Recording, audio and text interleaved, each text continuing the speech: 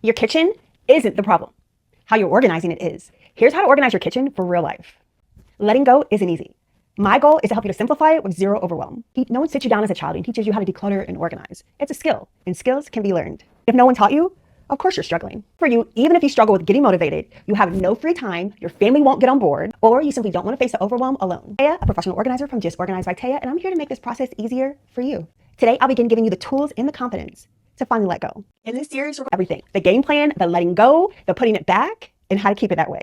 Before we get started today, I want you to commit to one thing. That's creating a kitchen that you actually feel good in. It's not about perfection or getting rid of everything. This isn't even about minimalism. This is about creating a space that works for your real life. Done is always better than perfect. That's our rule. But before we get into any of that, I want to talk about how your kitchen got here. Because I've organized in hundreds of kitchens as a professional organizer.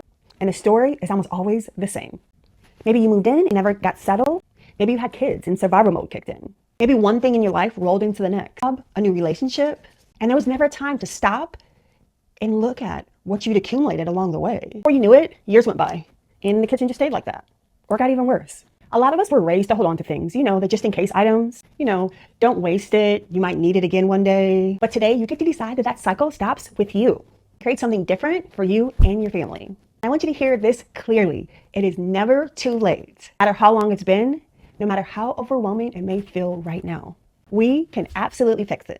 And remember, this isn't about perfection. It's about having a system that makes it easy to reset when life gets busy. That's it. I don't fall behind in my own home. And I've been a professional organizer for over a decade. So don't be so hard on yourself. I also want you to know what living in a kitchen that doesn't work for you is actually costing you. Time every day looking for things that you own, on things you already have. Just walking into the space itself can feel exhausting. Seeing peace in a space that should actually feel safe because it's your home. Here's what I know after doing this for over a decade with my clients. Being organized is mostly mindset. I say easily 90% mindset for sure. Physical part, that's the easy part. And making decisions, that's where the real work is. First time you do this, of course, it's going to take the longest. But every single time after this, it gets easier because you're building a skill and skills get better with practice. You didn't get this way because you're bad at organizing. Remember, clutter is nothing more than unmade decisions that we've postponed. Life moved fast, things came in and never got dealt with. And for now, became forever. That's not a you problem. You're missing a system. And that's what this series is going to give to you. Yourself walking into your kitchen and actually feeling good. Looking for what you need and actually finding it immediately. Starting dinner without having to move 3 things out of the way to do it. That's not a dream. That's just an organized kitchen. This isn't about having less. It's about keeping what actually works for your life and letting go what doesn't. Not a perfect kitchen, not even an Instagram-worthy kitchen.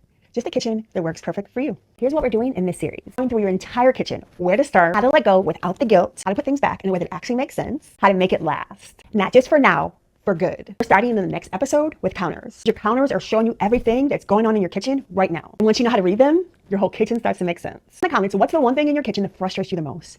I can't wait to see you next time.